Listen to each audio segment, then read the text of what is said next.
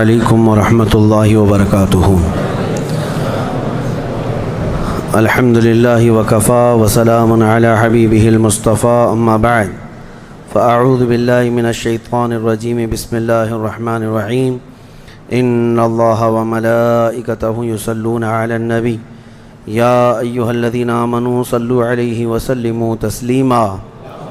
اللہم صل علی سیدنا مولانا محمد معدن الجود والکرم وآلہ واصحابہ الکرام وابنہ الکریم وبارک وسلم صلاۃ دائمۃ سرمدا ابدا بحمدہ تعالی وبکرم مصطفیٰ صلی اللہ تعالی علیہ وسلم۔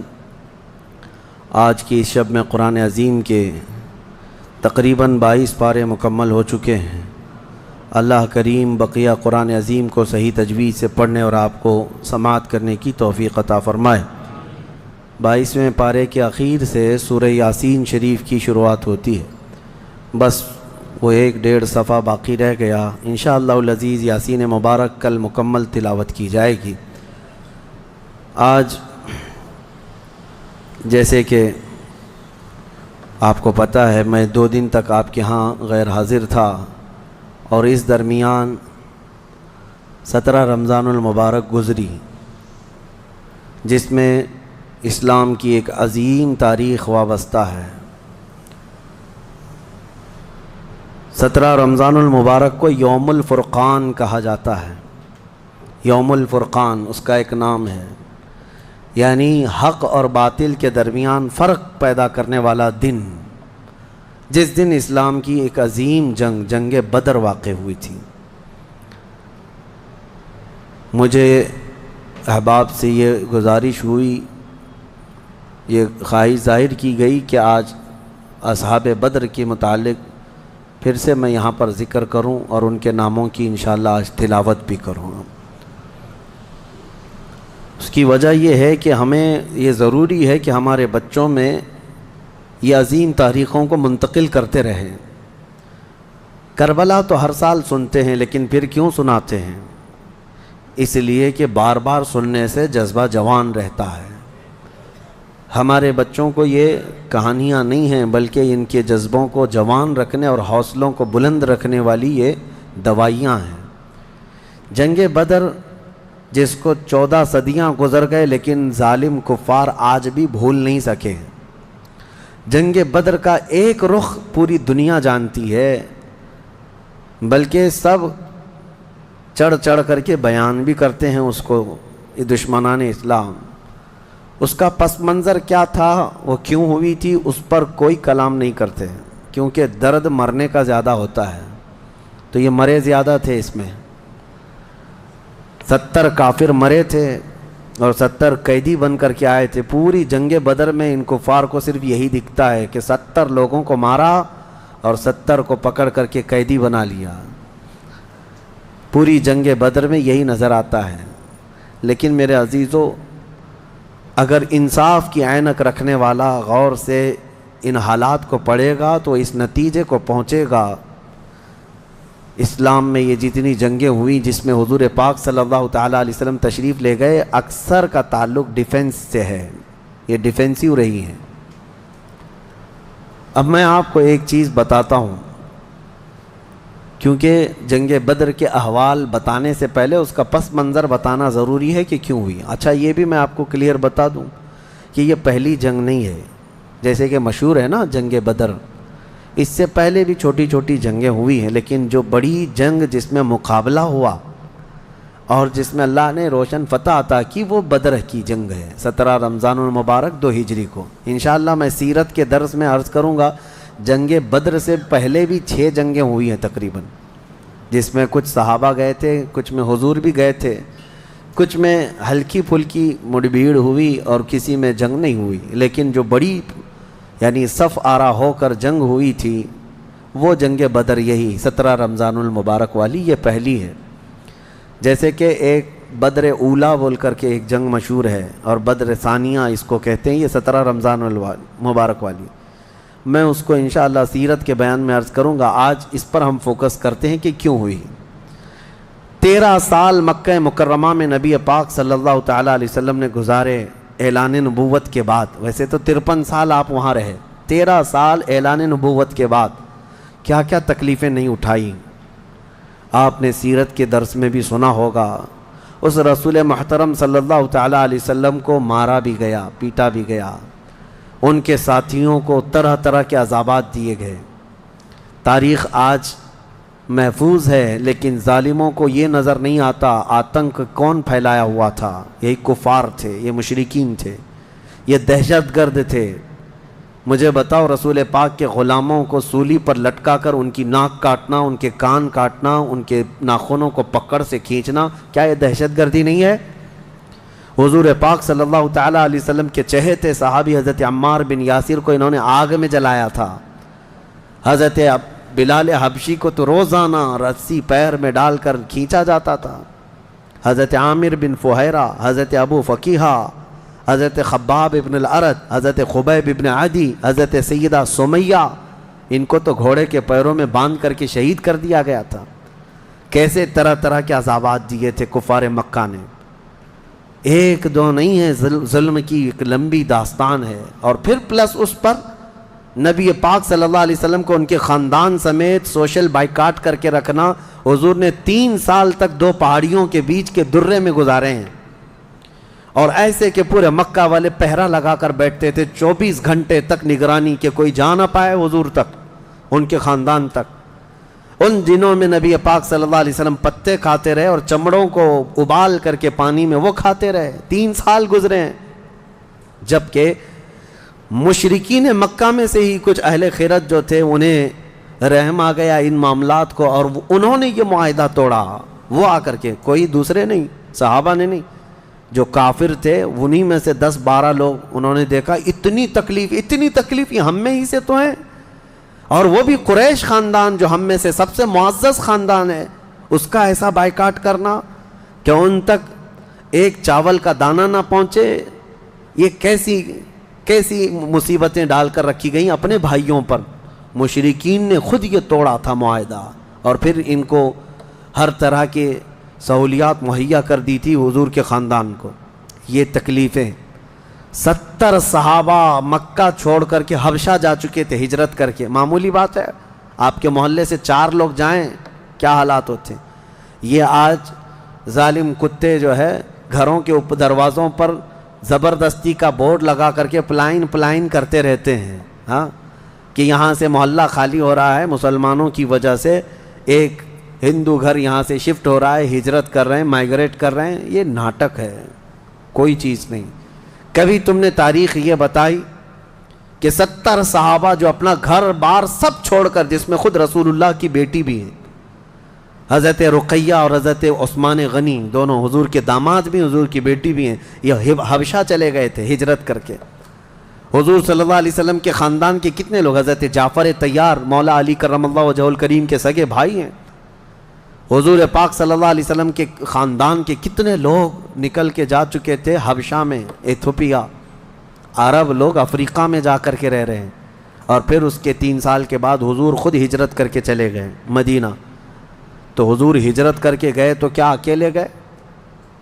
1 سال نہیں گزرا تھا کہ مکہ میں جتنے مسلمان تھے سب کے سب ہجرت کر کے مدینے چلے گئے. مکہ والوں کو سکون سے رہنا چاہیے نا، بات ہو گئی نا. میں آپ کو بتا دوں، کفار و مشرکین کبھی کسی بات سے راضی نہیں ہوتے، اور نہ کبھی یہ سکون، ذہنی سکون ان کو نہیں حاصل ہو سکتا. تم اگر کوئی محلہ چھوڑ کر کے بھی چلے گئے تو تمہارے سے دشمنی ان کی کم نہیں ہوتی. جو دشمن ہے وہ دور بیٹھ کر کے ہی جلتا رہتا ہے کہ وہاں سکھ سے کیوں رہ رہے ہیں یہ لوگ، یہاں سکون سے کیوں رہ رہے ہیں لوگ. مدینے جب رسول پاک اور ان کے صحابہ گئے تو مکہ والوں کو تو جو معاملہ تھا ختم ہو گیا. جن سے تمہاری روزانہ لڑائی ہوتی تھی وہ جا چکے، نہ ان کے صحابہ ہیں نہ وہ رسول پاک وہاں پر ہیں. نہیں، اس کے باوجود ان کفار مکہ نے کیا کرنا شروع کیا؟ 10 لوگ، 15 لوگ، 20 لوگ کبھی جتھا بنا کر کے مدینے تک جاتے تھے. رات کے وقت وہاں کے مسلمانوں کے باغیچے کھجوروں کے جلا کے آ جاتے. اور کبھی اگر 2-4 صحابہ مسلمان باہر نظر آتے تو ان کو پکڑ کر پیٹتے تھے، مارتے تھے. کہاں پر؟ مدینے میں جا کر. جب اس قدر ظلم بڑھ گیا تب میں آپ کو بتاؤں 13 سال کے بعد اللہ نے جہاد کا حکم نازل فرمایا. اے محبوب کھڑے ہو جائیں اور جو آپ سے لڑ رہے ہیں ان سے مقابلہ فرمائیں۔ 13 سال تک تو کبھی لڑنے کا حکم نہیں آیا۔ مدینہ طیبہ میں جانے کے بعد جب مسلمانوں کی اپنی ریاست بن گئی، وہاں اپنی ایک حکومت اسٹیبلش ہو رہی ہے، تب یہ جا کر کے اگر اس کے اندر دسیسہ کاری کریں، پیوند کاری کی بجائے وہاں جا کر کے شب خون ماریں رات کے وقت، تو پھر اللہ تعالیٰ کا حکم نہیں آئے گا۔ میں اس سے قبل ایک مثال سے پوچھا تھا آپ کو، یہ کہتے ہیں نا، آج بھی ہم نے 22ویں پارے میں ایک آیت پڑھی ہے، ملعونین اینما ثقفوا اخذوا وقتلوا تقتیلا۔ اس کو وہ 26 آیتوں میں گناتے ہیں جس کو یہ لوگ کہتے ہیں آتنک کا بڑھاوا دیتی۔ اللہ نے فرمایا لعنت کیے ہوئے لوگ ہیں یہ سب، جہاں پائے جائیں پکڑے جائیں اور ٹکڑے ٹکڑے کر کے مارے جائیں۔ یہ آیت ہے، اور یہ کہتے ہیں کہ یہ دیکھو آتنک کو بڑھاوا دیتی، یہی دیکھ کر کے مسلمان کاٹتے ہیں سب کو۔ میرے عزیزو، آیت جو نازل ہوئی کب ہوئی؟ یہی میں نے آپ کو یہی مثال اس سے قبل بتائی تھی۔ ہمارا دیش، ہمارا ملک امن و امان کے ساتھ رہ رہا ہے، 4 لوگ بھی اگر دشمن ملک کے ہمارے ملک میں داخل ہو جائیں تو ہائی اتھارٹی کیا حکم دے گی؟ سپریم کورٹ ہو یا وزارت داخلہ، ہوم منسٹری ہو یا کوئی بھی ڈپارٹمنٹ کے لوگ کیا حکم دیں گے؟ یہ 4 دشمن جہاں پائے جائیں ان کو پکڑو اور مار دو۔ پولیس کو تو آن دا اسپاٹ شوٹ کرنے کا حکم ہوگا، انکاؤنٹر کر دیں ان کا۔ کیوں؟ ہمارے ملک کا نقصان کر سکتے ہیں۔ یہی بات تھی مدینے میں جا کر کے جب مکہ کے کفار نقصان کر رہے تھے، صحابہ کو مار رہے تھے، حکم آیا کہ اب ان کے ساتھ نرمی نہیں، اب ان کے ساتھ لڑو اور اپنی جان کی حفاظت کرو۔ آج ہر ملک اتنا ڈیفنس کا اختیار رکھتا ضرور ہے، جاؤ گھس کر کے دکھاؤ کسی ملک میں، بغیر ویزے کے جائیں گے تو پکڑ کر کے مار ڈالیں گے، بارڈر کراس کرو تو شوٹ کر دیں گے، جبکہ چوری کرنے کی نیت نہ ہو تب بھی۔ لیکن اسلام جو مارنے آ رہے تھے ان کو مارنے کا حکم دیا۔ اب سنو بدر کیوں ہوئی تھی؟ مسئلہ یہ تھا، دوسری ہجری تھی، مکہ مکرمہ میں قافلہ تجارت کا قافلہ ملک شام جا رہا تھا۔ اچھا، اب شام کا جو لوکیشن ہے وہ مدینے کے پاس سے ہو کر گزرتا ہے، راستہ ایک شاہراہ ہے، یعنی جس کو کہتے ہیں ہائی وے، سب سے بڑا انٹرنیشنل ہائی وے اس زمانے کا، وہ مدینے کے پاس سے گزرتا تھا۔ تو ملک شام تجارت کے لیے جو جانے والے ہوتے تھے مکہ سے، وہ اسی راستے سے جاتے، مدینے کے پاس سے قریب سے گزرتا، قریب کا مطلب بہت قریب بھی نہیں۔ تو نبی پاک صلی اللہ علیہ وسلم نے فرمایا جب تک ہمارا مکہ والوں سے امن کا ایگریمنٹ نہ ہو جائے، معاہدہ نہ ہو جائے، ہم ان کا ہر راستہ بھی روکیں گے، ہم ان کا راستہ بھی روکیں گے۔ ہوتا ہے یا نہیں؟ اگر آپ کا کسی دوسرے سے جھگڑا ہو جائے تو آپ آس پاس کے راستے بھی بلاک کر دیں گے کہ دشمن ادھر کے راستوں کو بھی استعمال نہ کرے۔ یہی معاملہ تھا۔ حاج جو ہے، دنیا کو میں بتاؤں، یہ راستہ روکنے والی بات کو بھی میں بتاتا ہوں۔ کہتے ہیں کہ مکہ والے تجارت کے لیے ملک شام جا رہے تھے تو ان کا راستہ روکنے کا کیا حق تھا؟ مدینے والوں کو کیا حق تھا؟ آج مجھے بتاؤ، جس ملک سے تمہاری دشمنی ہو جائے کیا وہ اپنا فلائی زون تمہیں یوز کرنے دے گا؟ تمہارا پلین بھی اڑ کے جا سکے گا اس ملک کے اوپر سے؟ سعودی نے تو ابھی بین کر رکھا تھا قطر کو، اس کا نہ پلین اترتا نہ ہی ہوائی اسپیس استعمال کر سکتا تھا۔ قطر جو ہے کوئی چیز استعمال نہیں کر سکتا۔ ان کی آپسی دشمنی میں جب یہ راستے بند کر سکتے ہیں، آپسی دشمنی تھی، یہ کون سی اسلام اور کفر کی دشمنی؟ اسی طرح سے ایران پر جو پابندیاں ہیں، ایران کا ایک جہاز جس سے اس کے سفارتی تعلقات نہیں، کیا وہ اسرائیل کے اوپر سے اڑ سکتا ہے؟ نہیں اڑ سکتا۔ راستے تو آج بھی ان لوگوں نے بند کر رکھے ہیں، ایک دوسرے کی تجارت کے، ٹریڈنگ پابندیاں آج بھی چلتی ہیں۔ 1400 سال پہلے جب نبی پاک صلی اللہ علیہ وسلم نے صرف ان کا راستہ روکنے کی بات کی تو آج یہ پوری دنیا کے جو ماڈرن اپنے آپ کو کہتے ہیں اور بہت زیادہ ویل ایجوکیٹڈ سمجھتے ہیں، ان کے پیٹ میں درد ہونے لگتا ہے کہ یہ کیسا راستہ روکنے والا کیا سسٹم تھا۔ راستہ روکنے والا وہی سسٹم تھا جو آج تمہارا باپ روکتا ہے، امریکہ۔ جس طرح سے لوگوں کے اوپر تجارت کی پابندیاں لگاتا ہے، جس طرح سے ہائی ڈیوٹی کسٹم لگا کر کے لوگوں کی اکنامک کو گراتا ہے، یہ تو وہی سسٹم ہے نا. لیکن نبی پاک صلی اللہ علیہ وسلم نے ایسا نہیں کیا تھا. صحابہ کرام کو مدینے سے کہا کہ دیکھو اگر ان کا قافلہ تجارت کا شام جا رہا ہے تو ہم جائیں گے، راستہ روکیں گے. حضور اپنے صحابہ کو لے کر نکل پڑے. یہ 17 رمضان جنگ بدر کی بات نہیں کر رہا ہوں، اس سے پہلے کی بات کر رہا ہوں. 6 مہینے پہلے حضور گئے، چند مہینے پہلے یا چند دن پہلے، ایگزیکٹ نہیں کہہ رہا ہوں. تو ابو سفیان قافلہ تجارت کا جو لے کر جا رہا تھا وہ سپہ سالار یا امیر قافلہ تھا. اس کو خبر ہو گئی کہ نبی پاک صلی اللہ تعالیٰ علیہ وسلم اپنے صحابہ کے ساتھ میرا راستہ روکنے آئے ہیں، تو راستہ کاٹ لیا اور ملک شام دوسرے راستے سے پہنچ گیا. حضور پاک صلی اللہ علیہ وسلم کو نہیں ملا. حضور واپس مدینے آ گئے. کئی دن گزرے، ملک شام میں اس نے تجارت کی، خوب نفع کمایا اور واپس مکہ تو جانا تھا. تو مکہ جب جانے لگا تو پھر میرے آقا کو خبر آئی. نبی پاک صلی اللہ علیہ وسلم نے پھر صحابہ سے کہا کہ چلو پھر سے اس کا راستہ روکتے ہیں. پھر گئے، لیکن اس بار ابو سفیان پھر خبر پا کر کے دوسرے راستے سے چلا گیا مکہ. لیکن مکہ پہلے ہی ابو سفیان نے قاصد بھیج دیا تھا، کہا تھا کہ محمد اور ان کے ساتھی تمہاری تجارت کو لوٹ لیں گے، ختم کر ڈالیں گے، قافلہ تمہارے ہاتھ نہیں آئے گا، تم ہماری مدد کے لیے آؤ. یہ قاصد مکہ جیسے ہی پہنچا وہاں کھلبلی مچ گئی. سب جمع ہو گئے جتنے خاندان تھے کہ ہمارا بھی مال ہے، ہمارا بھی مال ہے. اور ابو جہل تو بھڑکا رہا تھا، خوب بھڑکا رہا تھا. سب کو جمع کر لیا. لیکن اتفاق ایسا کہ وہ مکہ والوں کے نکلنے سے پہلے ابو سفیان اپنی تجارت کا قافلہ صحیح سلامت مکہ لے کر پہنچ گئے. بات ختم ہو گئی، تجارت کا قافلہ آ گیا. جو سمجھ بوجھ والے تھے انہوں نے خیر منائی، کہا کہ چلو ہمارا مال پہنچ گیا، اب ضرورت نہیں جانے کی. لیکن ابو جہل کسی بات پر خاموش نہیں تھا. کہا کہ نہیں، ہم محمد اور ان کے ساتھیوں کو مزہ چکھائیں گے کہ انہوں نے روکنے کی کوشش کیوں کی. اگر آج ہم ان کا مقابلہ نہیں کریں گے تو آگے ہماری تجارت کے لیے بڑے مسئلے پیدا ہو جائیں گے. اور اس کے بعد سب کو بھڑکاتا رہا. کتنے بہت سارے چھوڑ کر چلے گئے، لیکن پھر بھی ابو جہل کے بہکاوے میں جتنے آئے وہ 1000 کی تعداد میں تھے. اور وہ لوگ پورے ہتھیار سے لیس ہو کر ساز و سامان سب لے کر کے نکل پڑے مدینے آنے کے لیے، کہ مدینے جا کر کے ان کا سب اینٹ سے اینٹ بجا کر کے آئیں گے. اب نبی پاک صلی اللہ علیہ وسلم راستے میں نہیں تھے. 2 بار گئے اور واپس آئے، قافلہ روکنے کے لیے واپس آئے. لیکن جیسے ہی حضور کو یہ خبر ہو گئی کہ وہ لوگ مدینے پر حملہ کرنے کے لیے نکل رہے ہیں، اصل وجہ سن لیجئے بدر کی اصل وجہ. جب وہ لوگ 1000 کی تعداد میں مکہ سے نکل چکے تھے اور میرے آقا کو یہ خبر مل گئی، مخبر نے آ کر بتایا کہ جنگ کی تیاری سے مدینے کے اوپر حملہ آور ہونے کے لیے نکلے ہیں مکہ کے لوگ.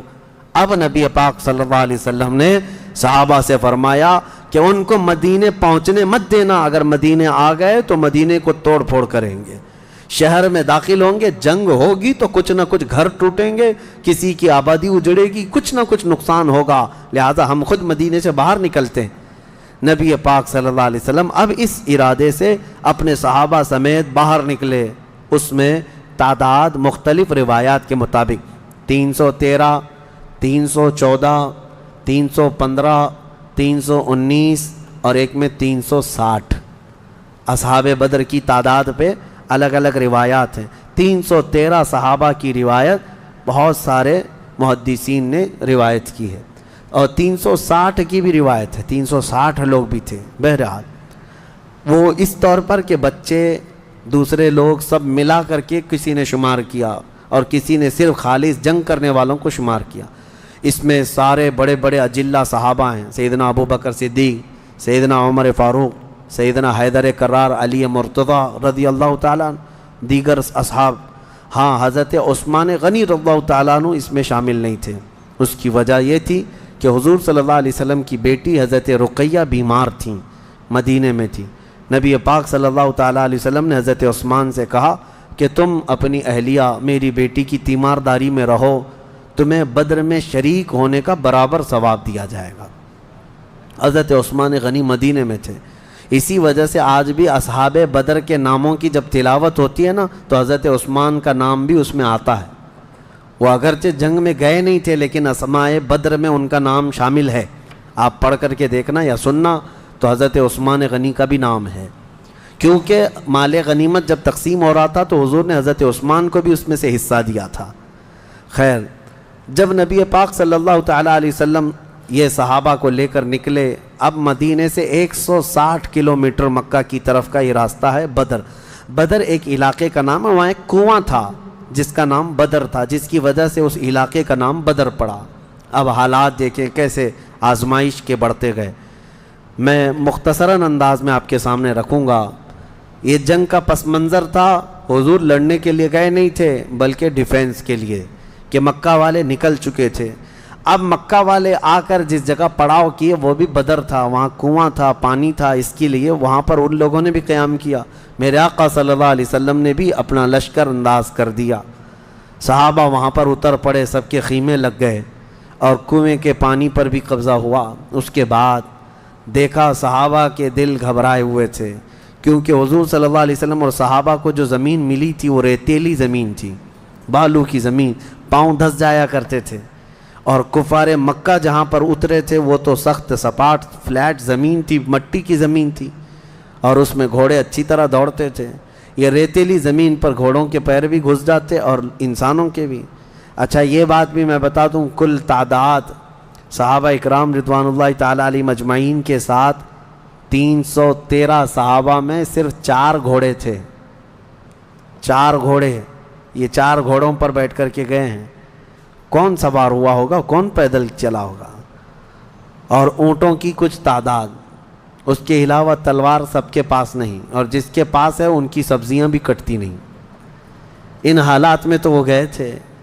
نبی پاک صلی اللہ تعالیٰ علیہ وسلم کے ساتھ جب گئے، اب وہاں پر صحابہ اکرام کے دلوں کے اندر تھوڑی گھبراہٹ آنے لگی کہ ہم زمین اس طرح کی ہے، اور تعداد جب ان کی دیکھتے ہتھیار سے لیس تو یہ عرض کرتے کہ کیا ہوگا. پہلی جنگ ہو رہی تھی نا، آمنا سامنا پہلی مرتبہ ہو رہا تھا. اب نبی پاک صلی اللہ تعالیٰ علیہ وسلم سب صحابہ کو لے کر رات کو بیٹھتے ہیں.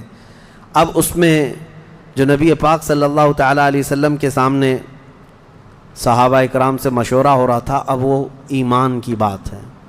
حضور نے صحابہ کی بات یہ سنی کہ جو مہاجرین تھے وہ یہ کہہ رہے تھے کہ انصار کا تو کچھ گیا نہیں، ہمارا گیا ہے. مکہ میں ہمارے مال لوٹے، ہماری جائیدادیں لوٹیں، انصار مدینے میں رہتے ہیں، مکہ کے کفار نے ان کا تو کچھ بگاڑا نہیں. ہو سکتا ہے کہ انصار جو ہے جنگ میں انٹرسٹ نہ لیں، ان کا کیا گیا ہے، یہ مہاجرین کی جنگ ہے. انصار جو ہے ہو سکتا ہے انٹرسٹ نہ لیں، وہ نہ آئیں. یہ ان کے دلوں میں بات تھی. حضور پاک صلی اللہ علیہ وسلم نے محسوس کر لیا، کیونکہ 69 انصار صحابہ اس کے اندر تھے. 69 بڑی تعداد ہوتی، 70 صحابہ تقریباً انصار تھے. اب دلوں میں جب یہ بات آئی مہاجرین کے کہ پتہ نہیں ہے لڑیں گے کہ نہیں لڑیں گے، کیونکہ ان کا تو کچھ گیا نہیں ہے نا. جیسے آج لوگ کہتے ہیں میرا تھوڑی نا اس سے کوئی مسئلہ ہے. تو پھر نبی پاک صلی اللہ علیہ وسلم نے رات کے وقت انصار صحابہ کو پہلے بلایا. سب بیٹھے ہوئے تھے، مشورہ کرنا تھا. سید الانصار حضرت سعد ابن معاذ رضی اللہ تعالیٰ عنہ انصار کے سردار تھے. بلایا اور پوچھا کہ تمہارا کیا مشورہ ہے، آپ کا کیا مشورہ ہے جنگ کے سلسلے میں. سنو، حضور پاک صلی اللہ تعالیٰ علیہ وسلم کی بارگاہ میں حضرت سعد بن معاذ سب سے پہلا جواب کیا دیتے ہیں؟ کہتے ہیں یا رسول اللہ صلی اللہ علیہ وسلم، پورے انصار کی طرف سے تو میں ترجمانی کرنے کے لیے کھڑا ہوں، لیکن میرے آقا کیا ہم بھی کوئی پوچھے جانے کی چیز ہیں؟ آپ کے سلسلے میں ہم بھی کوئی پوچھے جانے کی چیز ہیں؟ اور حضرت سعد ابن معاذ کہتے ہیں قسم رب ذوالجلال کی، مدینے سے برق الغماد یمن تک بھی آپ جائیں، انصار کا ہر بچہ آپ کے قدموں کے ساتھ ہوگا. آپ تو صرف بدر تک آئے یا رسول اللہ، اگر ہمیں پیدل یمن تک بھی لے جاتے ہم آپ کے پیچھے جاتے. ان کے الفاظ میں سناؤں، ایمان تازہ ہو جاتا ہے. حضرت سعد ابن معاذ رضی اللہ تعالیٰ عنہ فرماتے ہیں یا رسول اللہ صلی اللہ علیہ وسلم، آج میں سارے انصار صحابہ کی طرف سے ترجمانی کرتے ہوئے، جس کو کہتے ہیں ریپریزنٹیٹیو، میں کھڑا ہوں، عرض کرتا ہوں میرے آقا اگر کسی کے ذہن میں یہ بات ہے تو وہ نکال دے کہ ہم صرف اپنے وطن میں رسول اللہ کی مدد کرتے ہیں، بلکہ اللہ کے نبی صلی اللہ تعالیٰ علیہ وسلم جس کونے میں جائیں گے انصار کو وہاں حضور پائیں گے۔ اب حضور کی بارگاہ میں عرض کرتے ہیں آقا آپ کو کل اختیار ہے، آپ کو کل اختیار ہے۔ اب سنو حضرت سعد ابن معاذ کے یہ بدر کے میدان سے ایک دن پہلے کے الفاظ ہیں، ایک دن پہلے کے الفاظ ہیں، یا رسول اللہ صلی اللہ علیہ وسلم آپ کو کل اختیار ہے، جس کا رشتہ ملانا ہے ملا دیجیے آپ، اور جس کو توڑنا ہے آج ہی آپ فرما دیں، ہم ہمیشہ آخری سانس تک کے لیے توڑ دیں گے۔ اگر آپ فرما دیں کہ اس کی بیوی اس کے لیے حلال نہیں، اس کا بیٹا نہیں، یا رسول اللہ آخری سانس تک ہم اس سے رشتہ توڑ دیں گے۔ یہ بدر میں جانے سے پہلے حضرت سعد ابن معاذ کہتے ہیں جس کا رشتہ آپ ملانا چاہیں میرے آقا ملا دیں، اور جس کا ختم کرنا چاہتے ہیں توڑ دیں، اور جس کو موجودہ حالات میں رکھنا چاہتے ہیں میرے آقا پسند فرما لیں، اور ہمارے مال آپ کے لیے حاضر ہیں یا رسول اللہ، اور ہمارے جس قدر منشا ہو قبول فرمائیں۔ ہاں حضرت سعد ابن معاذ کہتے ہیں ہمارے پاس جو کچھ بھی ہے یا رسول اللہ یہ ہمارا مال حاضر ہے۔ اب یہ دیکھو ادب کے الفاظ، حاضر ہے یا رسول اللہ، جتنا آپ کو چاہیے ہمارا پورا مال قبول کر لیں اور جتنا چاہے چھوڑ دیں، اور قسم رب ذوالجلال کی جو آپ نے چھوڑ دیا وہ دنیا کی سب سے بری چیز ہے ہمارے لیے، جو آپ نے قبول کیا وہ ہمارے لیے سب سے عمدہ چیز ہے۔ یہ بدر کے میدان میں حضرت سعد ابن معاذ رضی اللہ تعالیٰ عنہ کی تقریر چل رہی ہے، اور اس کے بعد حضور پاک صلی اللہ تعالیٰ علیہ وسلم کی بارگاہ میں یہ کہتے ہیں یا رسول اللہ قسم اس رب ذوالجلال کی جس نے آپ کو سچی نبوت کے ساتھ بھیجا، اللہ کی قسم اگر آپ ہمیں حکم دیں سمندر کو چیر کر نکل جانا ہے، رب ذوالجلال کی قسم یا رسول اللہ انصار کا ہر بچہ سمندر میں کود پڑے گا۔ یہ بدر سے پہلے کی تقریر۔ اب ان کی تقریر سن کر حضور بڑے خوش ہوئے، میرے آقا صلی اللہ تعالیٰ علیہ وسلم نہایت ہی خوشی کا اظہار فرماتے ہیں، اور اس کے بعد پھر حضرت مقداد بن اسود ایک صحابی ہیں کھڑے ہوتے ہیں، پوچھا یا رسول اللہ صلی اللہ علیہ وسلم آپ صحابہ سے مشورہ لے رہے ہیں کس بات کا؟ کہا جنگ ہونا چاہیے نہیں ہونا چاہیے؟ حضرت مقداد بن اسود کہتے ہیں یا رسول اللہ ہم بنی اسرائیل نہیں ہیں جنہوں نے موسیٰ علیہ السلام سے کہا تھا اے موسیٰ آپ اور آپ کا خدا جائیے قوم جبارین سے لڑیے، ہم یہاں بیٹھ کے دیکھیں گے۔ نہیں یا رسول اللہ ہم امت محمدیہ ہیں، جہاں میرے آقا کا پسینہ گرے گا ہم سب کا خون کا قطرہ وہاں گرے گا، جب تک ہمارے جسم میں آخری قطرہ بھی خون کا باقی ہے ہم میں سے کوئی پلٹنے کا تصور بھی نہیں کرتا۔ یہ رسول پاک صلی اللہ علیہ وسلم کے چہیتے صحابہ کی تقریریں تھیں، سب کے جذبے جوان تھے، کوئی لوٹنا نہیں چاہتا، کوئی پلٹنا نہیں چاہتا۔ اب صحابہ کو باہر کر کے حضور خیمے میں چلے گئے۔ اب سنو حضور پاک صلی اللہ تعالیٰ علیہ وسلم جیسی ہی خیمے میں گئے جہاں آج مسجد عریش بنی ہے، اس کو عریش کہا جاتا حضور کے خیمے کو۔ حضور سجدے میں گر گئے، سجدے میں گرنے کے بعد نبی پاک صلی اللہ تعالیٰ علیہ وسلم اتنا گریہ وزاری کر رہے تھے، اتنا رو رہے تھے سجدے میں حضور پاک صلی اللہ علیہ وسلم، اور جو صحابی ان کی خدمت میں کھڑے تھے وہ کہتے ہیں نبی پاک صلی اللہ تعالیٰ علیہ وسلم کی الفاظ میں سن رہا تھا ابتحالات کو، عرض یوں کر رہے تھے اے اللہ ایک چھوٹی سی فوج، ایک چھوٹی سی جماعت تیرے دین کی نصرت کے لیے میدان میں اتری ہے، اے اللہ اگر اس جماعت کی تو کل مدد نہ کرے گا تو قیامت تک اس روئے زمین پر کوئی سجدہ کرنے والا نہیں آئے گا، اے اللہ قیامت تک کوئی تیری عبادت نہیں کر سکے گا۔ یہ محبوبانہ انداز ہے میرے آقا کا، یہ کوئی دھمکی نہیں اللہ کو، رب تعالیٰ کی بارگاہ میں گڑ گڑانا کہ مولا اگر ان کی مدد نہیں کرے گا تو پھر کون تیری عبادت کرے گا۔ اور اس کے بعد اچانک حضور صلی اللہ علیہ وسلم اٹھے سجدے سے، پیشانی چمک رہی تھی اور حضور مسکرا رہے تھے۔ دو صحابہ کھڑے تھے، کہا یا رسول اللہ صلی اللہ علیہ وسلم آپ اتنی گریہ وزاری کرتے کرتے بھی مسکرانے لگے۔ کہا میرے رب نے میری ڈھارس بندھا دی، مبارک ہو، بشارت ہو، میں نے ابھی ابھی جبرائیل کو جنگی لباس پہن کر اترتے دیکھا ہے، جبرائیل امین آ گئے ہیں۔ وہ صحابہ دوڑے دوڑے گئے، باہر جا کر کہے مبارک ہو اللہ کے نبی کو مدد آ گئی ہے، ابھی رات کا حصہ گزرا نہیں تھا کہ بارش برسنے لگ گئی۔ میرے آقا نے فرمایا میرے صحابہ اللہ کی دوسری مدد آ گئی۔ صحابہ نے پوچھا یہ کیسے؟ کہا جاؤ میدان میں دیکھو، ریت کی زمین پر بارش ہوئی تھی تو ریت پوری جمع ہو گئی، مضبوط ہو گئی، اور کافروں کی زمین پر بارش برسی تو کیچڑ ہو گیا، ان کے پیر پھسلنے لگ گئے، ان کے گھوڑے بدکنے لگ گئے، اور صحابہ کے پیر ریت میں بالکل مضبوط جم کر رہ گئے۔ حضور نے فرمایا بارش بھی اللہ نے تمہاری مدد کے لیے نازل فرمائی۔ صبح اٹھتے ہیں، صبح ہوتی، حضور اکرم نہیں، رات کے وقت ہی، ابھی رات کا وقت ہے، صحابہ کے دل کی تسلی کے لیے میرے آقا اپنے ہاتھ میں ایک چھڑی لے کر جاتے ہیں میدان میں، صحابہ پیچھے پیچھے ہیں، لکیر کھینچا، حضور نے فرمایا کل یہاں ابو جہل گر کے مرے گا، دوسری لکیر کھینچا اور کہا یہاں عتبہ مرے گا، تیسری لکیر کھینچ کر کہا یہاں شیبہ مرے گا۔ یہ بڑے بڑے پہلوانوں کے نام حضور گنا رہے تھے، صحابہ دل ہی دل میں خوش ہو رہے تھے، ان کا یقین کامل اتنا تھا نبی نے جو فرما دیا وہ ہو کر رہے گا۔ رات کے وقت ہی صحابہ کو یہ معلوم تھا ان کفار کے کتنے وکٹ گرنے والے ہیں، کتنے پہلوان زمین بوس ہونے والے ہیں، کتنے موت کی گھاٹ پہنچنے والے ہیں، صحابہ کو یہ معلوم ہو گیا تھا، اور دل چوڑے تھے، سینے کشادہ تھے۔ صبح ہوتی ہے، نبی پاک صلی اللہ تعالی علیہ وسلم ابھی اپنے خیمے میں تھے، عریش میں، میدان بدر کے خیمے میں تھے۔ ایک صحابی دوڑتے ہوئے آتے ہیں، آ کر کے بارگاہ مصطفیٰ میں عرض کرتے ہیں یا رسول اللہ صلی اللہ علیہ وسلم ہماری تعداد بڑھ گئی، ہماری تعداد بڑھ گئی۔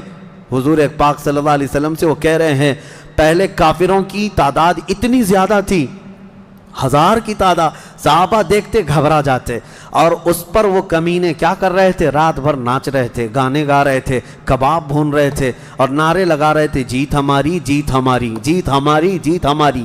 ان کے الفاظ تھے، اشعار گنگنا رہے تھے، اور رات بھر کھانا پینا، رقص سرور، ڈھول باجے سب چلتا رہا، اور ادھر صحابہ عبادت میں مصروف ہیں، اللہ کی بارگاہ میں گڑ گڑا رہے ہیں۔ اور صبح جب ہوئی تو ایک صحابی دوڑتے ہوئے آئے، کہا میرے آقا ہماری تعداد بڑھ گئی ہے، 313 نکلے تھے لیکن میدان میں اب بہت زیادہ ہو گئے ہیں ہم لوگ۔ حضور پاک صلی اللہ علیہ وسلم نے فرمایا میرے چہیتے جاؤ، وہ ہماری تعداد نہیں، اللہ کے ملائکہ آ چکے، اللہ کے فرشتے آ چکے تمہارے اس فوج کے اندر۔ صحابہ کہتے ہیں جب میدان میں ہم اترے، اب یہ 17 رمضان المبارک جمعہ کا دن تھا، یوم البدر، یوم الفرقان جس کو کہتے ہیں۔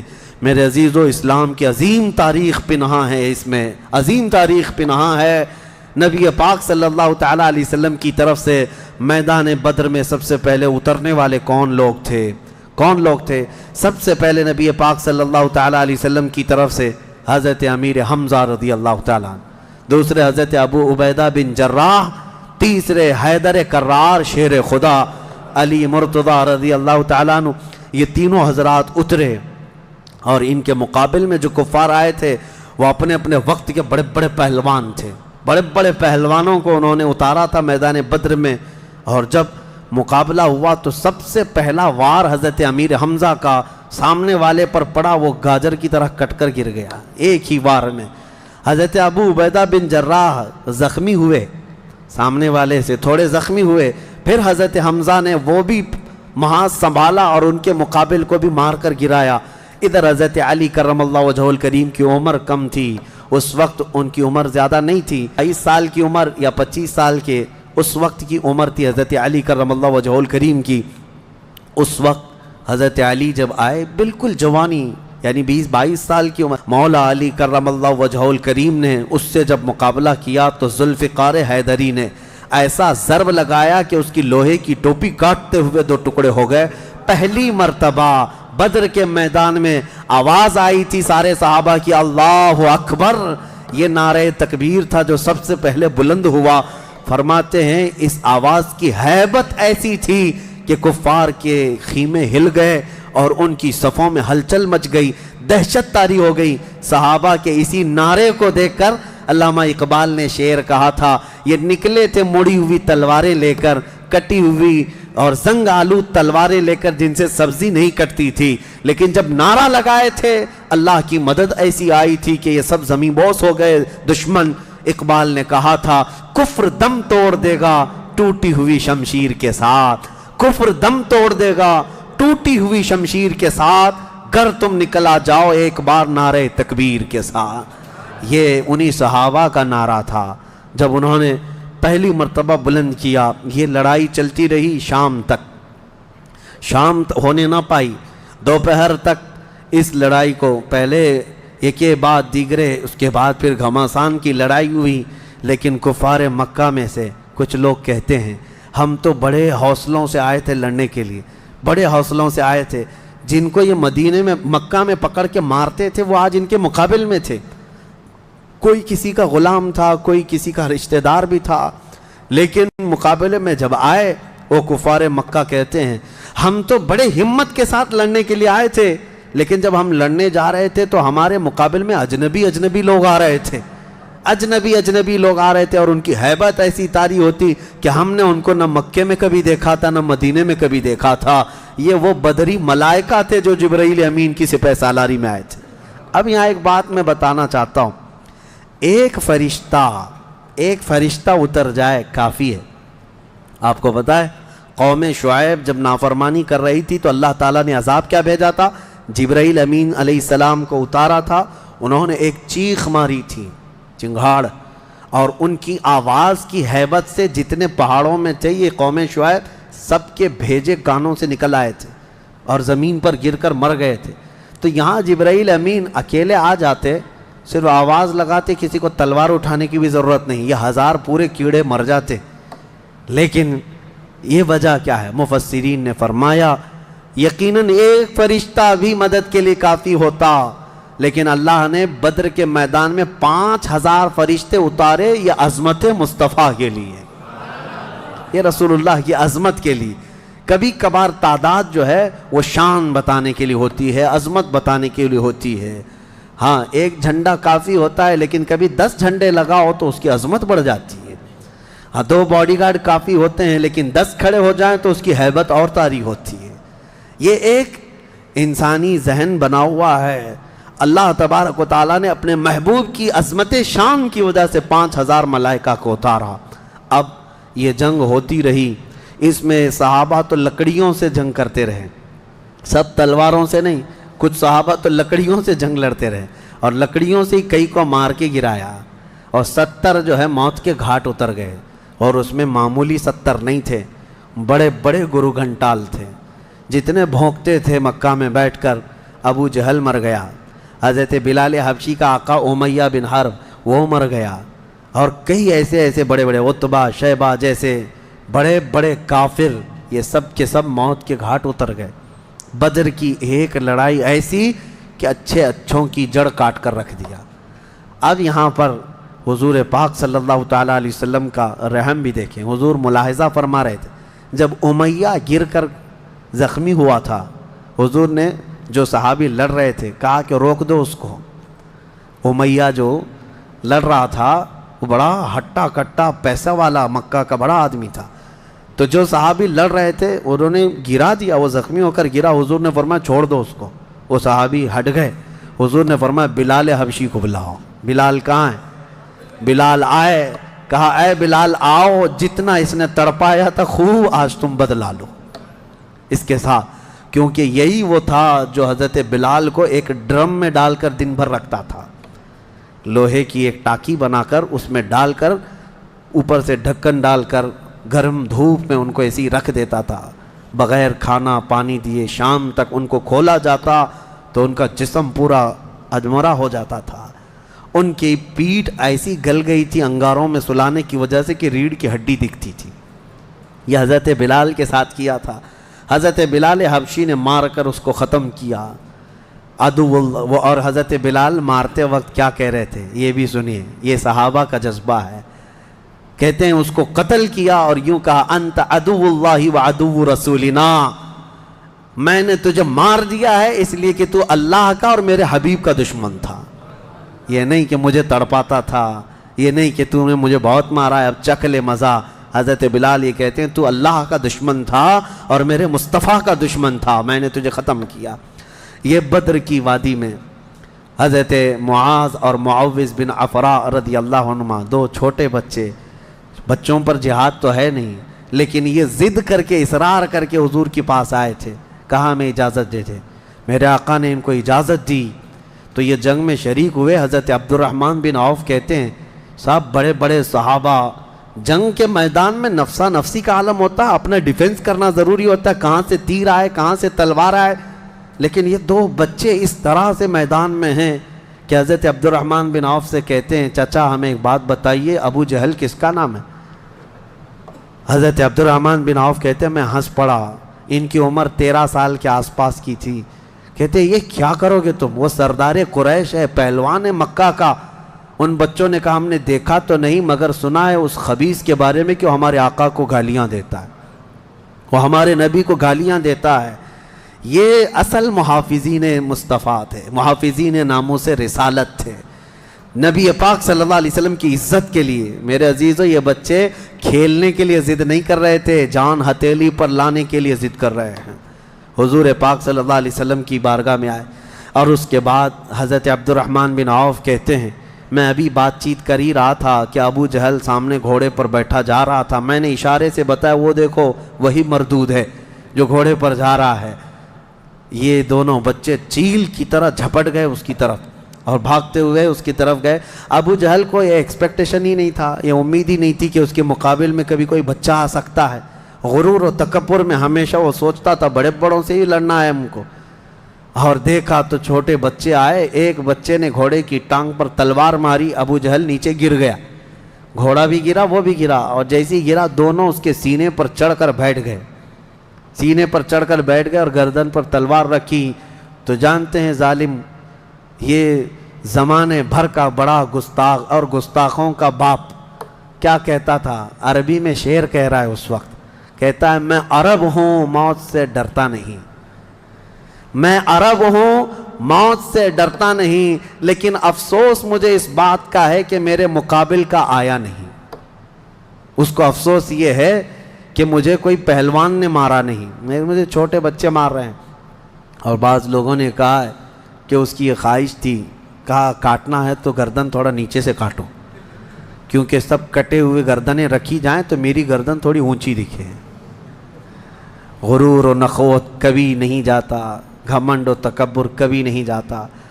ان بچوں نے ختم تو کر دیا ابو جہل کو، اور مشہور ہے کیا ہی بہترین کہا، ہم جیسے لاکھوں کروڑوں کی جوانیاں ان بچوں کے قدموں پر قربان، ہم ان کے ناخنوں تک بھی نہیں پہنچ سکتے جنہوں نے دفاع کیا ہے، ڈیفنس کیا ہے میرے مصطفیٰ کی عزت کا۔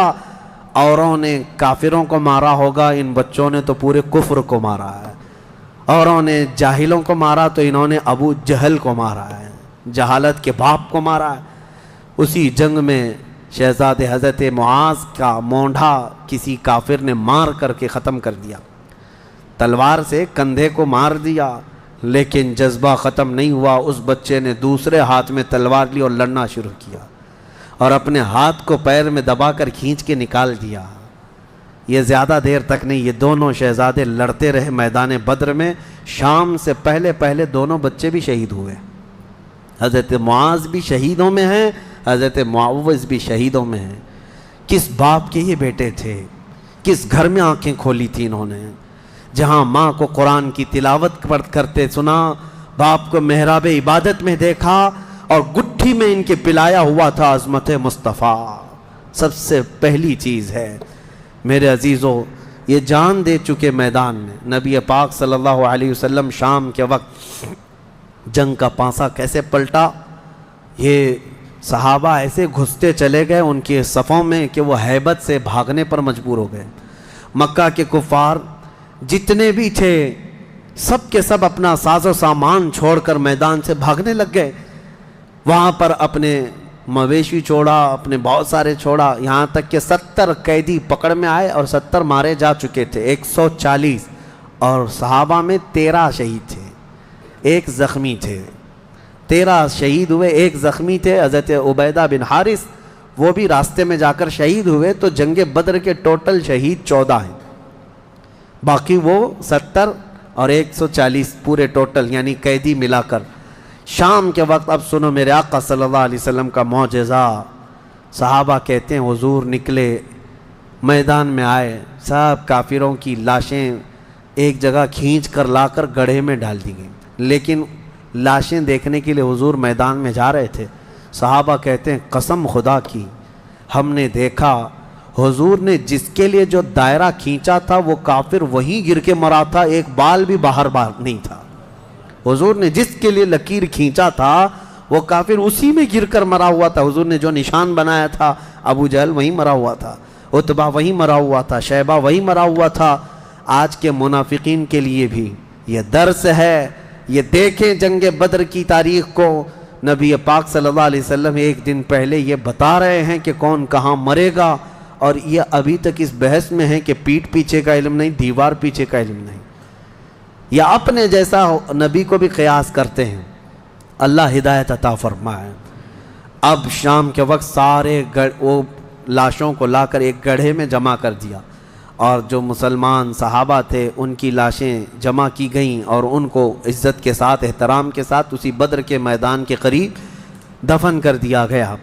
اور کافروں کی لاشوں کے پاس کھڑے ہو کر حضور نے پھر ایک خطبہ دیا. خطبہ دے رہے تھے اور اس میں حضور صلی اللہ علیہ وسلم یہ فرما رہے تھے, اے لوگو ہمارے رب نے جو ہم سے وعدہ کیا تھا وہ پورا کر دکھایا اللہ نے. بتاؤ تمہارا خدا جو تم سے کوئی وعدہ کیا تھا کیا تم کو بھی پورا کر دیا؟ کیا تم نے موت کے بعد وہ چیز پا لی جس کے لیے تم لڑتے تھے؟ صحابہ پوچھنے لگے یا رسول اللہ صلی اللہ علیہ وسلم آپ یہ کس کو سنا رہے ہیں؟ یہ مرے ہوئے کفار کو.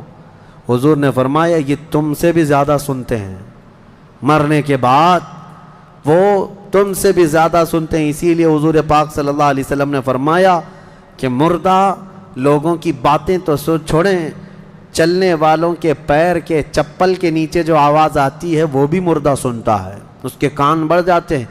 اب مجھے بتاؤ میرے عزیزو, بدر میں مارے گئے ہوئے غلیظ قسم کے کافر جب باتیں سن سکتے ہیں تو اللہ کے اولیاء اپنی قبروں میں کیوں نہیں سنتے؟ انبیاء کرام اور اولیاء کرام اپنی قبروں میں نہیں سنتے؟ ہم جاتے ہیں اور اسی یقین کے ساتھ جاتے ہیں کہ وہ قبروں میں ہماری باتوں کو سنتے بھی ہیں, اور اللہ نے ان کو تصرف اور اختیار دیا ہو تو ہمارے حق میں اللہ کی بارگاہ میں سفارش بھی کرتے ہیں. یہ ہے جنگ بدر. اس کا خلاصہ یہی ہے کہ وہ اگرچہ 313 نہتے تھے لیکن یقین کامل تھا. اسی کو اقبال نے کہا ہے, یقین محکم عمل پہ ہم, جہاد محبت فاتح عالم, جہاد زندگانی میں ہیں یہ مردوں کی شمشیریں. کہ یہ وہ صحابہ تھے, ان کے بارے میں وہ کہتے ہیں اللہ کے شیروں کو آتی نہیں روبائی, اللہ کے شیروں کو آتی نہیں روبائی. یہ لومڑی کی طرح نہیں رہتے بلکہ ان کا عزم حوصلہ بڑا جوان تھا, اور میدان میں اترے تھے تو نہ یہ تلواروں کے بھروسے آئے تھے نہ ہاتھی گھوڑوں کے بھروسے آئے تھے, بلکہ ان صحابہ کا صرف یقین یہ تھا اللہ ہمارے ساتھ ہے, رسول ہمارے ساتھ ہے. اے مومنوں, آج اس بدر کی تاریخ کے بعد میں آپ سے بھی یہی کہنا چاہوں گا, آج جتنے بھی ابو جہل ناچ رہے ہوں ان کو ناچنے دو اور پکار کر کہو ان اللہ معنا, بے شک اللہ ہمارے ساتھ ہے, بے شک اللہ ہمارے ساتھ ہے. آزمائش ہوگی, امتحان ہوگا, کچھ تو مریں گے کچھ تو کٹیں گے, لیکن غلبہ حق کا ہی ہوگا. حل الحق یعلو ولا یعلی علیہ, فرمایا گیا حق ہمیشہ بلند ہو کر رہے گا, اس کے اوپر کوئی غالب نہیں آئے گا. ہو سکتا ہے صدیوں تک اس کو کوئی پکڑ کر کے رکھے, حق کو گرفتار کر کے رکھے, لیکن کبھی بھی وہ اس طرح نیست و نابود نہیں کیا جائے گا. قیامت تک حق کو بلند ہونا ہے. اللہ کریم ہم سب کو حق جماعت کے ساتھ زندہ رکھے اور ہمیں غلبہ اسلام کا وہ سنہرا دور عطا فرمائے, جب ہم دیکھیں ہمارے ہر گھر سے آواز آئے لبیک یا لبیک یا لبیک یا. آؤ آج کی اس بدر کی تاریخ کے بعد ہماری بزرگوں کی یہ عادت کریمہ رہی ہے کہ انہوں نے اصحاب بدر رضوان اللہ تعالی علیہ مجمعین کے ناموں کی تلاوت کو حرز جاں بنا کر رکھا ہے. کہ بزرگوں نے فرمایا یہ 313 صحابہ کے ناموں میں اتنی تاثیر ہے کہ جو ان کے ناموں کی تلاوت کرتا ہے اللہ تعالیٰ اس کی کوئی دعا رد نہیں فرماتا. کئی حکایتیں حضرت دوانی رحمۃ اللہ علیہ, حضرت دارانی رحمۃ اللہ علیہ, انہوں نے کئی حکایتیں نقل فرمائی ہیں. فرماتے ہیں کہ پچھلے زمانے میں کئی ایسے حالات دیکھنے کو آئے جنہوں نے اسماء بدر رضوان اللہ علیہم اجمعین کی تلاوتیں کی ہیں، وہ راستے میں ڈاکوؤں سے محفوظ رہے۔ ایک صاحب تھے، وہ تجارت پر جا رہے تھے اور بیچ راستے میں سمندر میں ڈاکوؤں کی کشتیاں آئیں اس کی تجارت کے قافلے کو لوٹنے کے لیے، اور یہ اپنی کشتی میں اسماء بدر یعنی بدری صحابہ کے نام اپنے پاس رکھا اور تلاوت کرتا رہا۔ رات کے وقت کئی جگہ سے ڈاکوؤں نے حملہ کیا تو یہ اکیلا تھا۔ کہتا ہے میرے پیچھے سے اچانک ایک فوج آئی اور پھر وہ اچانک ان ڈاکوؤں سے لڑنے لگی، اتنا لڑی کہ وہ سب ڈاکوؤں کو مار کر ختم کیا، پورا پانی خون سے لال لال تھا۔ میں پڑھ کر کے دیکھا کہ یہ کون ہے، مدد کے لیے آئے ہیں۔ پلٹ کر کے میں نے پوچھا، آئی ہوئی جماعت نے کہا جن کے ناموں کی تو تلاوت کر رہا ہے ہم وہی اصحاب بدر ہے، رسول اللہ صلی اللہ تعالیٰ علیہ وسلم کے ساتھی ہیں، اللہ نے ہمیں تصرف دیا ہے۔ میرے عزیزو، آج بھی وہ صحابہ جو شہید ہیں ان کے متعلق قرآن کیا کہتا ہے؟ مردہ مت سوچو بھی مت، کہنا تو دور کی بات ہے، اللہ نے فرمایا وہ زندہ ہیں، تمہیں اس کا شعور نہیں۔ آج میں ان کے ناموں کی تلاوت کرتا ہوں، ہر نام پر آپ رضی اللہ عنہ کہیں، کیا؟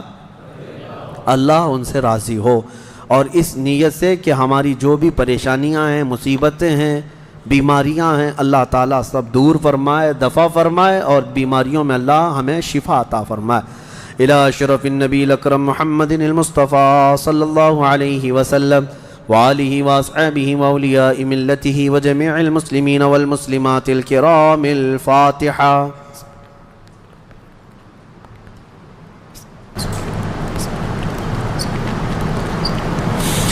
اللهم صل صلاة كاملة وسلم سلاما تاما على النبي الذي تنعل به العقد وتنفرج به الكرب وتقضى به الحوائج وتنال به الرغائب وحسن الخواتم ويستسقى الغمام بوجهه الكريم وعلى آله وصحبه في كل لمحة ونفس بعدد كل معلوم لك۔ اللهم إني أتوسل إليك وأسألك يا الله بنبينا وسيدنا ومولانا محمد صلى الله عليه وسلم وسيدنا أبي بكر رضي الله عنه وسيدنا عمر رضي الله عنه وسيدنا عثمان وسيدنا علي وسيدنا طلحة وسيدنا الزبير وسيدنا عبد الرحمن وسيدنا سعد بن أبي وقاص وسيدنا سعيد بن زيد وسيدنا أبي عبيدة بن الجراح رضي الله عنهم والأخنس والأرقم وأنسة وإياس وأنيس وإياس وأنس وأبي وأسعد وأوس وبلال رضي الله عنهم وبجير وبحاث والبراء وبشير وبشر وتميم رضي الله عنهم وثقف وثعلبة وثابت وثعلبة وثعلبا رضي الله عنهم وجبر وجابر وجبير وجابر وجبار وعمزة وعاتب والحسين والعارث والعارث والعارث والعارث والعارث والعارث والعارث والعارث والعارث وعارثة والعارث وعرين والعباب وعبيب وحرام وحمزة رضي الله عنهم وبخالد وخباب وخنيس وخريم وخولي وخواد وخداش وخراش وخارجة وخلاد وخالد وخليد وخليفة وخبيب وذي الشمالين وذكوان وربيعة وربعي ورفاعة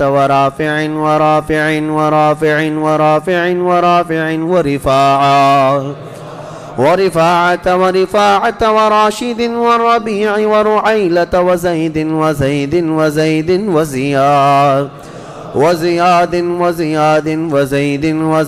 والسائب وسالم وصبرة وسنان وسهيل وسويبة وسعد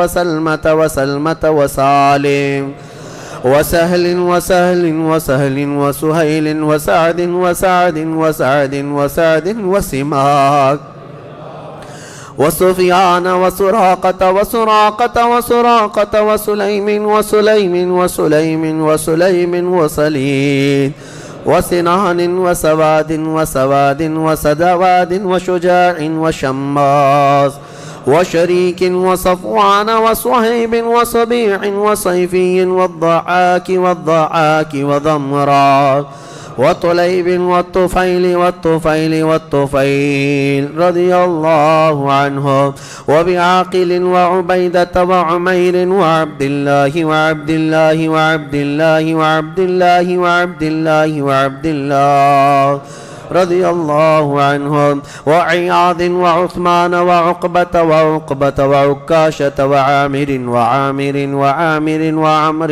وعمر وعمر وعمر وعمر وعامر وعمارة وعويم وعباد وعبيد وعبيد وعبيد وعبد الرحمن وعبد الله وعبد الله وعبد الله وعبد الله وعبد الله وعاصم وعاصم وعاصم وعوف وعوف وعمير وعمير وعمير وعمارة وعمارة وعبيد وعبد ربة وعبدة وعبد الله وعبد الله وعمر وعمر وعمر وعمر وعمر وعمر وعامر وعامر وعامر وعامر وعائذ وعاصم وعصما وعسيمة وعبس وعباد وعبادة وعبد الله وعبد الله وعبد الله وعبد الله وعبد الله وعبد الله وعبد الله وعبد الله وعبد الله وعبد الله وعبد الله وعبد الله وعبد الله والعجلان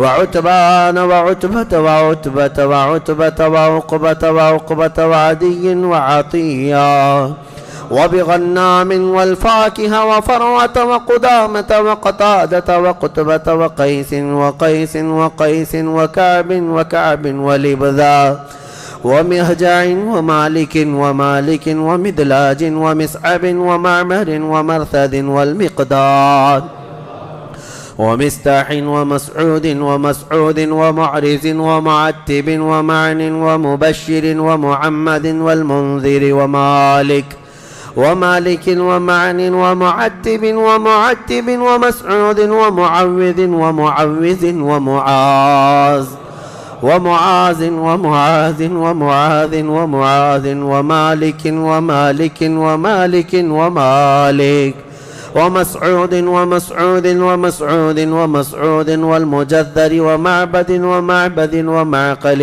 والمنذر ومحرر ومليل ونضر والنعمان والنعمان والنعمان والنعمان والنعمان والنعمان والنعيمان ونوفل وبواقد ووهب ووهب ووديعة وودقة وهانئ وهبيل وهلال ويزيد ويزيد ويزيد ويزيد ويزيد ويزيد وأبي سنان وأبي مرثد وأبي مخجي وأبي كبشا وأبي سلمة وأبي صبرة وأبي حذيفة وأبي عقيل وأبي الهيثم وأبي مليل وأبي لبابا وأبي حنة وأبي حبة وأبي ضياح وأبي شيخ وأبي دجانة وأبي طلحة وأبي الأعور وأبي أيوب وأبي حبيب وأبي قيس وأبي خلاد وأبي خارجة وأبي صرمة وأبي خزيمة وأبي قتادة وأبي داود وأبي صليط وأبي حسن وأبي اليسر وأبي مسعود رضي الله عنهم أجمعين وبسائر الصحابة والتابعين رضوان الله عليهم أجمعين. الفاتحة.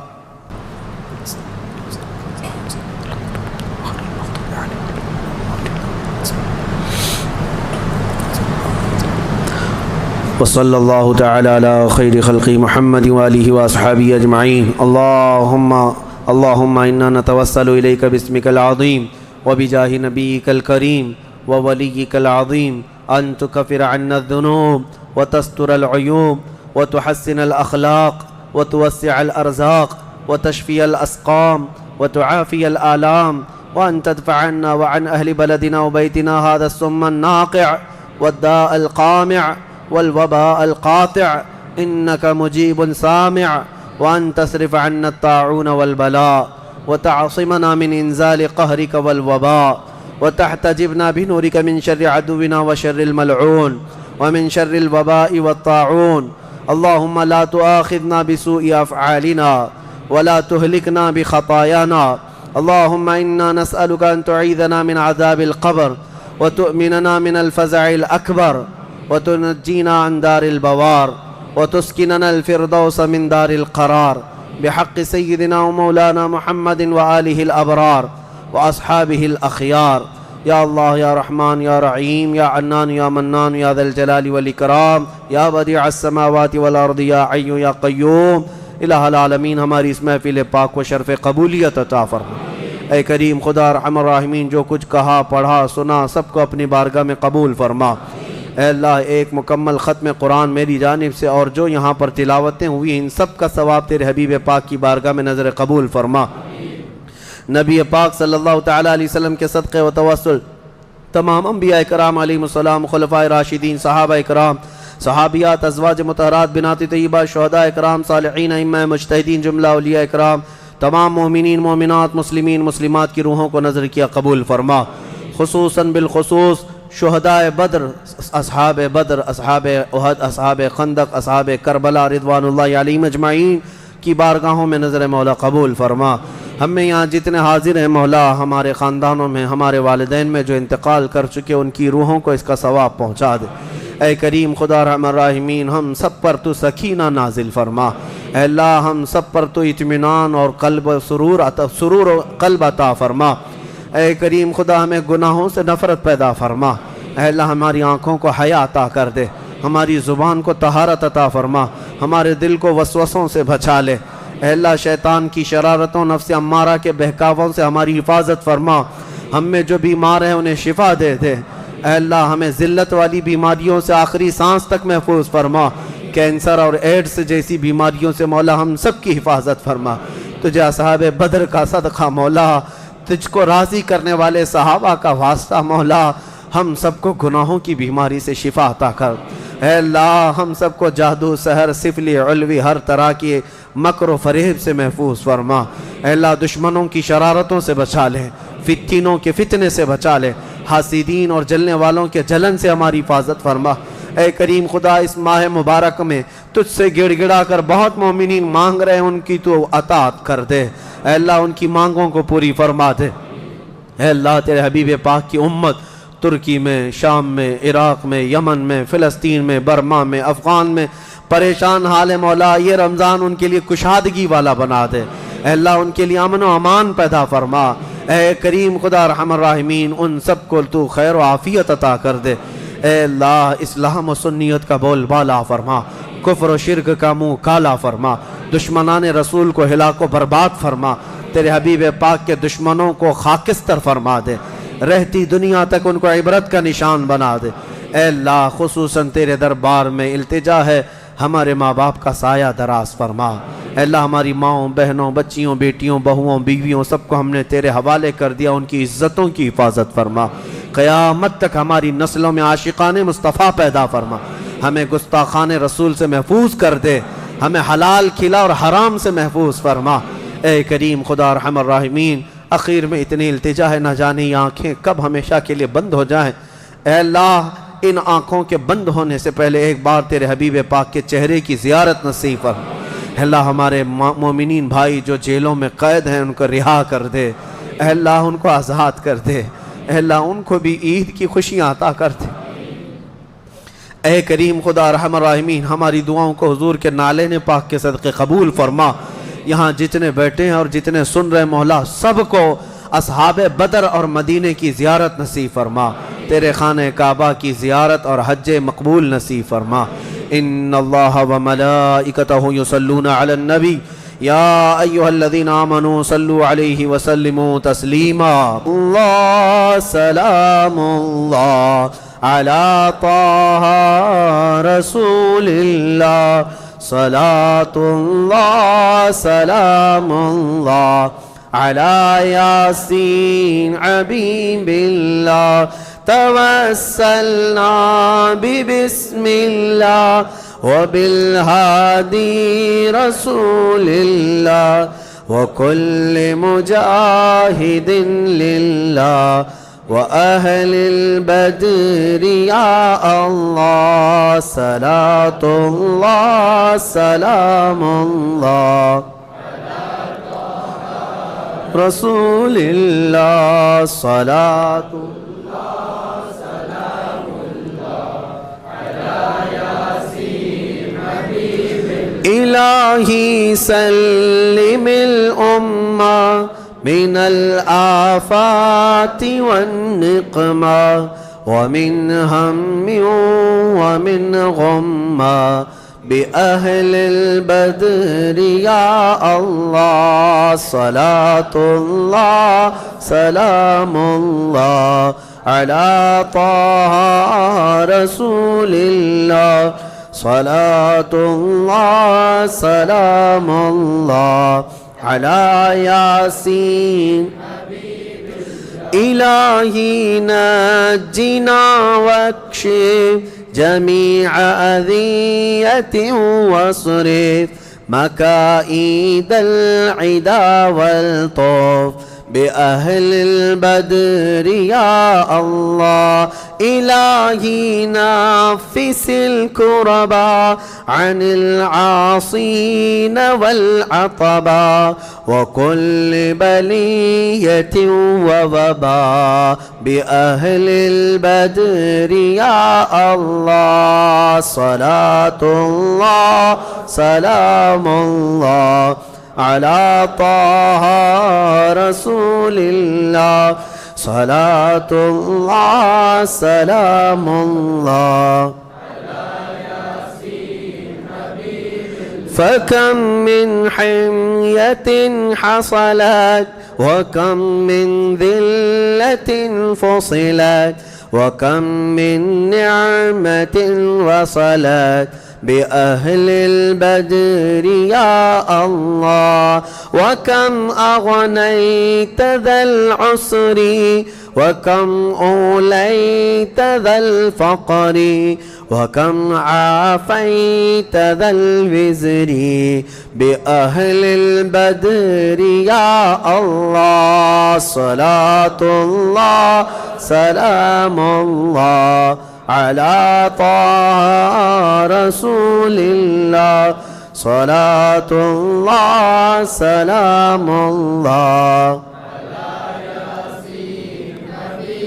لقد ضاقت على القلب جميع الأرض مع رحبي فأنج من البلاء الصعب بأهل البدر يا الله أتينا طالب الرفد وجل الخير والسعد فوسع منحة الأيدي بأهل البدر يا الله صلاة الله سلام الله صلاة الله سلام الله وإن تردد فمن نأتي لنيل جميع حاجاتي أيا جال الملمات بأهل البدر يا الله فلا تردد مع الخيبة بل اجعلنا على الطيبة أيا ذا العز والهيبة بأهل البدر يا الله صلاة الله سلام الله رسول الله صلاة الله سلام الله إلهي اغفر وأكرمنا بنيل مطالب منا ودفع مساءة عنا بأهل البدر يا الله. إلهي أنت ذو لطف وذو فضل وذو عطف وكم من كربة تنفي بأهل البدر يا الله. وصل على النبي البر بلا حد ولا عصر وآل سادة الغر وأهل البدر يا الله. صلاة الله سلام الله على طه رسول الله. صلاة الله سلام الله على یاسین حبیب اللہ. یا الہی رحم فرما مصطفیٰ کے واسطے، یا رسول اللہ کرم کیجئے خدا کے واسطے، مشکلیں حل کر شہ مشکل کشا کے واسطے، کربلائیں رد شہید کربلا کے واسطے، سید سجاد کے صدقے میں ساجد رکھ ہمیں، علم حق دے باقر علم خدا کے واسطے، صدق صادق کا تصدق صادق الاسلام کر، بے غضب راضی ہو کاظم اور رضا کے واسطے، بیر معروف و سری معروف دے بے خود سری، جند حق میں گن جنے دے با صفا کے واسطے، بیر شبلی شیر حق دنیا کے کتوں سے بچا، ایک کا رکھ عبد واحد بے ریا کے واسطے، بلفرح کا صدقہ کر غم کو فرح دے حسن و سعد، بلحسن اور بو سعید سعد ازا کے واسطے، قادری کر قادری رکھ قادریوں میں اٹھا، قدر عبد القادر قدرت نما کے واسطے، احسن اللہ لہو رزقن سے دے رزق حسن، بندہ رزاق تاج الاسفیاء کے واسطے، نصر بی صالح کا صدقہ صالح و منصور رکھ دے حیات دی معی جان فضا کے واسطے، طور عرفان و علو و حمد و حسنہ و بہا دے علی موسیٰ حسن احمد بہا کے واسطے، بحر ابراہیم ہم پر نار غم گلزار کر، بھیک دے داتا بھکاری بادشاہ کے واسطے، خانہ دل کو زیاد روئے ایمان کو جمال، شہزیہ مولا جمال الاولیاء کے واسطے، دین و دنیا کی ہمیں برکات دے برکات سے، عشق حق دے عشق یہ عشق انتما کے واسطے، حب اہل بیت دے آل محمد کے لیے، کر شہید عشق حمزہ پیشوا کے واسطے، دل کو اچھا تن کو ستھرا جان کو پر نور کر، اچھے پیارے شمس دین بدر العلا کے واسطے، دو جہاں میں خادم آل رسول اللہ کر، حضرت آل رسول مقتدیٰ کے واسطے، دے محمد کے لیے روزی کر احمد کے لیے، خان فضل اللہ سے حصہ گدا کے واسطے، دین و دنیا کی ہمیں برکات دے برکات سے، عشق حق دے عشق عشق انتما کے واسطے، حب اہل بیت دے آل محمد کے لیے، کر شہید عشق حمزہ پیشوا کے واسطے، دل کو اچھا تن کو ستھرا جان کو پر نور کر، اچھے پیارے شمس دین بدر العلا کے واسطے، دو جہاں میں خادم آل رسول اللہ کر، حضرت آل رسول مقتدیٰ کے واسطے، نور جان و نور ایمان نور قبر و حشر دے بلحسین احمد نوری لقا کے واسطے، کر عطا احمد رضائے احمد مرسل ہمیں، میرے مولا سیدی احمد رضا کے واسطے، حامد محمود حماد احمد کر مجھے، میرے آقا سیدی حامد رضا کے واسطے، سایہ جملہ مشائخ یا خدا ہم پر رہے، رحم فرما آل رحمہ مصطفیٰ کے واسطے، یا خدا اختر رضا کو چرخ پر اسلام کے، رکھ درخشاں ہر گھڑی اپنی رضا کے واسطے، صدقہ ان آیاں کا دے چھے عین عز و علم و عمل، عفو عرفاں عافیت ہم سب گدا کے واسطے، ان اللہ و ملائکتہ یصلون علی النبی یا ایہا الذین آمنوا صلوا علیہ وسلموا تسلیما، اللهم صل على سيدنا محمد معدن الجود والكرم وآله وأصحابه الكرام وابنه الكريم وبارك وسلم، دعواهم فيها سبحانك اللهم وتحيتهم فيها سلام، وآخر دعواهم أن الحمد لله رب العالمين۔ جب دمے واپسی ہو یا اللہ، جب دمے واپسی ہو یا اللہ، لب پہ جاری ہو بس لا الہ الا اللہ محمد رسول۔